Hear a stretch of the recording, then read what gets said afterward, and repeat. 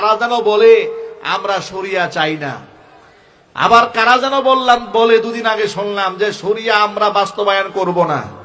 এই ভণ্ডামি বাংলাদেশে চলবে না।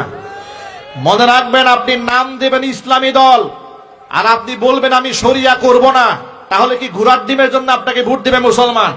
সারা জীবন তো এই চেতনায় বিক্রি করেছেন, কোরআন চাই, কোরআনের শাসন চাই, হঠাৎ করে মুখে শরিয়া চাই না কেন? এই ভণ্ডামি বন্ধ করতে হবে বাংলাদেশ থেকে। অবশ্য আপনাকে শরিয়া চাইতে হবে। শরিয়া মানে তো আল্লাহর আইন। আপনি আল্লাহর আইন চান না, তাহলে ঘোড়ার ডিমে রাজনীতি করেন আপনি। কথা বলতে হবে মুসলমান, ঠিক কিনা বলেন?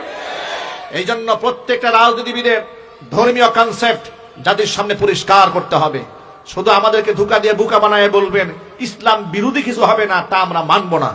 আমাদের কথা পরিষ্কার বলতে হবে, আল্লাহ যা বলেছেন সেটা বাস্তবায়ন হতেই হবে। ইনশাআল্লাহ বলেন। কোরআনের আইন কায়েম হোক আপনারা চান? কারা কারা চান?